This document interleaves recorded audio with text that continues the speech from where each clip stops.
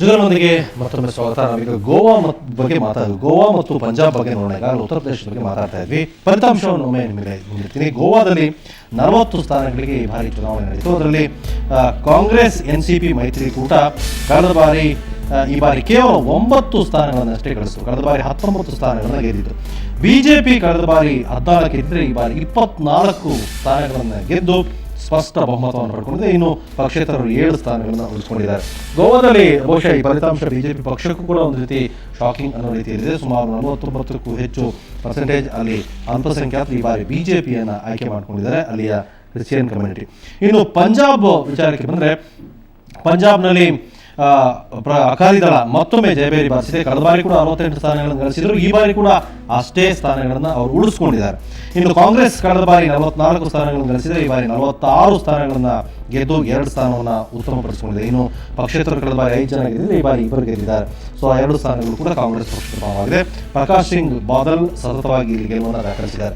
ಈ 2 ರಾಜ್ಯಗಳ ಫಲಿತಾಂಶವನ್ನು ಗಮನಿಸ್ತಾ ಇದ್ರೆ, ಪಂಜಾಬ್ನಲ್ಲಿ ಕಾಂಗ್ರೆಸ್ ಪಕ್ಷಕ್ಕೆ ಬಹಳಷ್ಟು ಉತ್ತಮವಾದ ಅವಕಾಶಗಳಿದೆ. ಯಾಕೆಂದರೆ ಇಲ್ಲಿ ಪ್ರಕಾಶ್ ಸಿಂಗ್ ಬಾದಲ್ ಅವರ ಬಗ್ಗೆ ಅನೇಕ ಆರೋಪಗಳಿದ್ದು, ಅವರ ಕುಟುಂಬ ರಾಜಕಾರಣದ ಬಗ್ಗೆ, ಭ್ರಷ್ಟಾಚಾರದ ಬಗ್ಗೆ, ಇದೆಲ್ಲವನ್ನೂ ಕೂಡ ಕಾಂಗ್ರೆಸ್ ಮತವಾಗಿ ಪರಿವರ್ತಿಸೋದರಲ್ಲಿ, ಜೊತೆಗೆ ಇಶ್ಯೂಗಳನ್ನು ಎನ್ಕ್ಯಾಶ್ ಮಾಡಿಕೊಳ್ಳೋದ್ರಲ್ಲಿ ಆಗಲಿಲ್ಲ.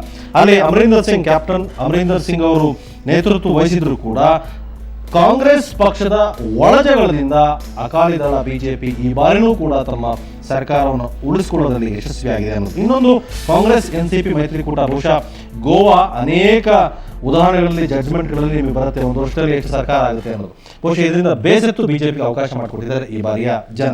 ಈ 2 ರಾಜ್ಯಗಳ ಫಲಿತಾಂಶದ ಬಗ್ಗೆ ಸರ್ ತಮ್ಮ ಮೊದಲು ಗೆಳೆಯರಾದ ಯತ್ನಾಳ್ ಅವರು ಹೇಳ್ತಾ ಇದ್ರು, ರಾಷ್ಟ್ರೀಯ ಪಕ್ಷಗಳಲ್ಲಿ ಹೈಕಮಾಂಡ್ ಸಂಸ್ಕೃತಿ. ಅದಕ್ಕೆ ಕಾರಣ ಏನು? ಒಂದು ಹಂತದಲ್ಲಿ ಪ್ರತಿ ರಾಜ್ಯದಲ್ಲಿ ಪ್ರಬಲ ಸಮಾಜಗಳವರು, ಬಲಾಢ್ಯರು ಮಾತ್ರ ಮುಖ್ಯಮಂತ್ರಿಗಳಾಗೋದು, ಅಧಿಕಾರ ಹಿಡಿಯೋದು ಸಾಧ್ಯ ಇತ್ತು.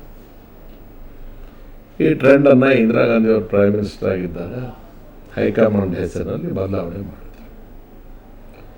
ದೇವರಾಜ ಅರಸು ಕರ್ನಾಟಕದಲ್ಲಿ, ನರಸಿಂಹರಾಯರು ಆಂಧ್ರದಲ್ಲಿ, ನಂದಿನಿ ಸತ್ಪತಿ ಒರಿಸ್ಸಾದಲ್ಲಿ, ಘನಶ್ಯಾಮ್ ಭಾಯ್ ಓಝಾ ಗುಜರಾತ್ನಲ್ಲಿ, ಈ ಥರದ ವಸಂತ ದಾದಾ ಇದ್ದರು, ವಸಂತರಾವ್ ನಾಯಕ್ ಇದ್ದರು ಮಹಾರಾಷ್ಟ್ರದಲ್ಲಿ. Is tribal man. ಯಾವ ಸಮುದಾಯಗಳಿಗೆ ರಾಜಕೀಯ ಸ್ವಾತಂತ್ರ್ಯ ಅಧಿಕಾರ ಸಿಕ್ಕೇ ಇರಲಿಲ್ವೋ ಅವರಿಗೆ ರಾಜಕೀಯ ಅಧಿಕಾರವನ್ನು ಕೊಡ್ತಕ್ಕಂಥ ಒಂದು ವ್ಯವಸ್ಥೆ ಬಂತು. ಅದನ್ನು ಇವರು ಸ್ವಯಂ ಪ್ರೇರಿತರಿಗೆ ಒಪ್ಕೊಳ್ಳೋದಿಲ್ಲ. ಸೊ ಹೈಕಮಾಂಡು ಅದನ್ನು ಹೇರೋದಕ್ಕೆ ಪ್ರಾರಂಭ ಆಯಿತು. ಒಂದು ಪ್ರಕ್ರಿಯೆ ಪ್ರಾರಂಭಗೊಂಡಾಗ ಅದರಿಂದ ಕೆಲವು ಸಲ ಒಳ್ಳೆಯದಾಗುತ್ತೆ, ಕೆಲವು ಸಲ ತಪ್ಪು ಆಗುತ್ತೆ. ಕೆಲವು ಕೇಸಸಲ್ಲಿ ಆ ಪ್ರಯೋಗ ಫೇಲ್ ಆಗಿದೆ, ಕೆಲವು ಕೇಸಲ್ಲಿ ಸಕ್ಸಸ್ಫುಲ್ ಆಗಿದೆ. ಸೊ ಇವರು ಇಲ್ಲಿ ಸ್ವಯಂ ಪ್ರೇರಿತರಾಗಿರ್ತಕ್ಕಂಥ ಬಲಾಢ್ಯಗಳೇನಾದರೂ ಯೋಗ್ಯರು ಅರ್ಹರಿದ್ದಂಥವ್ರಿಗೆ, ಸಣ್ಣ ಸಮಾಜಗಳಿಂದ ಬಂದಂಥವ್ರಿಗೆ, ದಲಿತ ವರ್ಗದಿಂದ ಬಂದವರಿಗೆ, ಅಲ್ಪಸಂಖ್ಯಾತರಿಂದ ಬಂದವರಿಗೆ ಬಿಟ್ಕೊಡ್ತಾರ? ಆಗೋದಿಲ್ಲ. ಹಾಗಾದರೆ ರಾಜಕೀಯ ಕೇವಲ ಕೆಲವ್ರದೇ ಸ್ವತ್ತು ಅಂತಂದಾಗ ಏನಾಗುತ್ತೆ? ಸೊ ಇದು ಹೀಗೂ ಚರ್ಚೆ ಮಾಡ್ಬೋದು, ಹಾಗೂ ಚರ್ಚೆ ಅಲ್ಲ. ಒಂದಂತೂ ಚೇಂಜ್ ಆಗಿದೆ ಸರ್. ಈಗ ಹಿಂದೆ ಪಕ್ಷ ಅಥವಾ ನಾಯಕರು ನೋಡಿ, ಚಿಹ್ನೆ ನೋಡಿ ನಡೀತಾ ಇದ್ದಂತ ಆ ಟ್ರೆಂಡ್ ಮುಗಿದೋಗಿದೆ. ಎಕ್ಸಾಕ್ಟ್ಲಿ. ಇದ್ದಾಗಲೇ ನಾಯಕರಿಗೂ ಕೂಡ ಅಧಿಕಾರ ಇದ್ದದ್ದು, ತಮ್ಮ ಮಾತನ್ನು ಹೇಳೋದಕ್ಕೆ, ತಮ್ಮ ಅಭಿಪ್ರಾಯವನ್ನು ಜಾರಿಗೊಳಿಸೋದಕ್ಕೆ ಅವಕಾಶ ಇದ್ದದ್ದು ಆವಾಗಲೇ. ಇಲ್ಲದೇ ಇದ್ರೆ ದೇವರಾಜ ಅರಸು ಕರ್ನಾಟಕದಲ್ಲಿ ಮುಖ್ಯಮಂತ್ರಿ ಮಾಡೋದಕ್ಕೆ ಇಂದಿರಾ ಗಾಂಧಿ ಅವರಿಗೆ ಸಾಧ್ಯ ಆಗ್ತಾ ಇರಲಿಲ್ಲ, ಬೇರೆ ಸನ್ನಿವೇಶ ಆಗಿದ್ರೆ. ದುರಾದೃಷ್ಟವಶಾತ್ ಈಗ ಬರ್ತಾ ಏನಾಯ್ತು ಅಂದರೆ, ಆವತ್ತು ಇಂದಿರಾ ಗಾಂಧಿ ಅವರಿಗೆ ಒಂದು ಕಡೆಗೆ ರಾಜಕೀಯ will power, political will power ಇದನ್ನು ಮಾಡೋದಿದ್ರೆ, ಇನ್ನೊಂದು ಕಡೆಗೆ ದೇಶದ ಜನರನ್ನು ಆಕರ್ಷಣೆ ಮಾಡ್ತಕ್ಕಂಥ ಎಕನಾಮಿಕ್ ಅಜೆಂಡಾ ಆಯಿತು, ಪ್ರೋಗ್ರಾಮ್ ಇತ್ತು, ಕಾರ್ಯಕ್ರಮ ಇತ್ತು. ಸಿಂಬಾಲಿಕ್ ಆಗಿ ಬ್ಯಾಂಕ್ ನ್ಯಾಷನಲೈಸೇಷನ್ ಮಾಡೋದ್ರಿಂದ, ಪ್ರಿವ್ಯೂ ಪರ್ಸ್ ಅಬಾಲಿಷನ್ ಮಾಡೋದ್ರಿಂದ ಎಲ್ಲ ದೇಶದ ಬಡ ಜನರಿಗೆ ಏನು ಒಂದಾಗಿ ಊಟ ಸಿಕ್ಬಿಡಲಿಲ್ಲ. ಆದರೆ ನಮ್ಮ ಪರವಾಗಿ ತೆಗೆದುಕೊಳ್ತಾ ಇರ್ತಕ್ಕಂಥ ಒಂದು ಕ್ರಮ ಇದು ಅಂತಕ್ಕಂಥ ಒಂದು ಭಾವನೆ ಇಡೀ ದೇಶದ ಎಲ್ಲ ವರ್ಗದ ಜನರಲ್ಲಿ ಸಾಮೂಹಿಕವಾಗಿ ಬಂದ್ಬಿಡ್ತು. ಬಹುಸಂಖ್ಯಾತ ಸಮಾಜದಲ್ಲೂ ಕೂಡ ಬಡವರು ಯಾರಿದ್ರು ಅವರಲ್ಲೂ ಕೂಡ ಈ ಭಾವನೆ ಬಂತು. ಹೋಗ್ತಾ ಹೋಗ್ತಾ ಹೋಗ್ತಾ ಏನಾಯ್ತು ಅಂದರೆ, ಇವ್ರ ಹತ್ರ ಪ್ರೋಗ್ರಾಮ್ಸ್ ಇಲ್ಲ, ಬರೀ ಇಂಡಿವಿಜುವಲ್ಸ್ನ ಪ್ರೊಜೆಕ್ಟ್ ಮಾಡೋದು, ಚಾರಿಸ್ಮಾ ಇಟ್ಕೊಳ್ತಕ್ಕಂಥದ್ದು, ಫೇಲ್ಯೂರ್ಸ್ ಮೇಲೆ ಡಿಪೆಂಡ್ ಆಗೋದು. ಈ ಇಂಡಿವಿಜುವಲ್ ಕ್ಯಾರೆಕ್ಟರ್ ಅಸಾಸಿನೇಷನ್ ಮಾಡಿಕೊಂಡು, ನೀವು ಫೇಲ್ ಆಗಿದ್ರೆ ನಾನು ಬರಬೇಕು, ಆಲ್ರೈಟ್, ನಾನು ಬಂದ ಮೇಲೆ ನಾನು ಮಾಡೋದೇನು? ಅಲ್ಲ, ಈಗ ಆ ಕೆಲಸ ಕೂಡ ಕರೆಕ್ಟ್ ಆಗಿ ಆಗ್ತಾ ಇಲ್ವಾ ಅಲ್ವಾ? ಅಂತಂದ್ರೆ ಈಗ ಆಮೇಲೆ ಹಲವಾರು ಒಟ್ಟಾರೆ ರಾಜಕೀಯವಾಗಿ ಎಲ್ಲ ರಾಜಕೀಯ ಪಕ್ಷಗಳವರು ಪರಸ್ಪರ ಒಬ್ಬರ ಮೇಲೊಬ್ರು ಬಳಸ್ತಕ್ಕಂತಹ ಭಾಷೆ, ಅಧಿಕಾರ ಸಿಕ್ಕಿದಾಗ ಇವ್ರು ನಡ್ಕೊಳ್ತಕ್ಕಂಥ ರೀತಿ, ಎಕ್ಸೆಪ್ಟಿಂಗ್ ದಿ ಕಮ್ಯುನಿಸ್ಟ್ ಪಾರ್ಟೀಸ್, ಒಟ್ಟಾರೆ ಸಾರ್ವಜನಿಕರಿಗೆ ರಾಜಕಾರಣದಲ್ಲಿ, ರಾಜಕಾರಣಿಗಳಲ್ಲಿ, ರಾಜಕೀಯ ವ್ಯವಸ್ಥೆಯಲ್ಲಿ ವಿಶ್ವಾಸ, ಗೌರವ ದಿವಸಕ್ಕೆ ಕಳೆದು ಹೋಗಿ ನಮ್ಮ ಪ್ರಜಾಪ್ರಭುತ್ವ ವ್ಯವಸ್ಥೆನೇ ಒಂದು ರೀತಿ ಅಪಾಯದಲ್ಲಿದೆ. ಹಾಗಾಗಿ ಎಲ್ಲೆಲ್ಲಿ ಏನೇನು ಮ್ಯಾಜಿಕ್ ನಡೆಯುತ್ತೆ ಒಂದ್ಸಗೆ ಯಾರಿಂದ ಸರ್ ಅದು? ಈಗ ಪ್ರಜಾಪ್ರಭುತ್ವ ವ್ಯವಸ್ಥೆ ಅಪಾಯದಲ್ಲಿ ಯಾರಿಂದ ಒಂದ್ಸಗೆ? ನಮ್ಮಿಂದ. ಯಾರು ಜನಪ್ರತಿನಿಧಿಗಳ ಆಯ್ಕೆಯಾಗಿ ಬಂದ್ವಿ, ರಾಜಕೀಯ ಪಕ್ಷಗಳಲ್ಲಿ ನಾ ಹೇಳ್ದಲ್ಲ, ಎಕ್ಸೆಪ್ಟಿಂಗ್ ದಿ ಕಮ್ಯುನಿಸ್ಟ್ ಪಾರ್ಟೀಸ್, ಉಳಿದಲ್ಲಿ ಇರ್ತಕ್ಕಂಥ ನಾವೆಲ್ಲರೂ ಕೂಡ ಪರಸ್ಪರ ಎಲ್ಲೋ ಒಂದು ಕಡೆಗೆ ಇದಕ್ಕೆ ಕಾಂಟ್ರಿಬ್ಯೂಟ್ ಮಾಡಿದ್ದೇವೆ.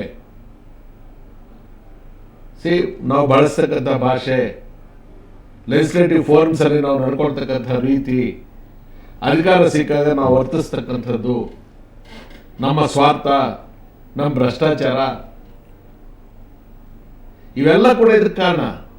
ಹಾಗಾಗಿ ಚುನಾವಣೆಗಳಲ್ಲಿ ಗೆಲ್ತಕ್ಕಂಥವ್ರು ಪ್ರಾಮಾಣಿಕರು ಅಥವಾ ಜನಪರವಾಗಿರ್ತಕ್ಕಂಥವ್ರು ಜನಪ್ರಿಯರು ಅಂತಲ್ಲ, ಸೋತಂಥವ್ರು ಅವಿವೇಕಿಗಳು ಮುಠಾಳರು ಅಂತಲ್ಲ.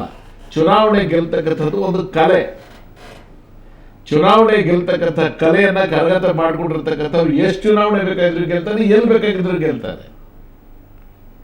ಭಾವುಕರಾಗಿರ್ತಕ್ಕಂಥವ್ರು, ಜನಪರವಾಗಿರ್ತಕ್ಕಂಥವ್ರು, ಇಶ್ಯೂಸ್ ಪರವಾಗಿರ್ತಕ್ಕಂಥವ್ರು, ತತ್ವ ಸಿದ್ಧಾಂತಗಳಿಗೆ ಅಂಟ್ಕೊಳ್ತಕ್ಕಂಥವ್ರು ಚುನಾವಣೆಯಲ್ಲಿ ಗೆಲ್ತಕ್ಕಂಥದ್ದು ಬಹಳ ಕಷ್ಟದ ಕೆಲಸ.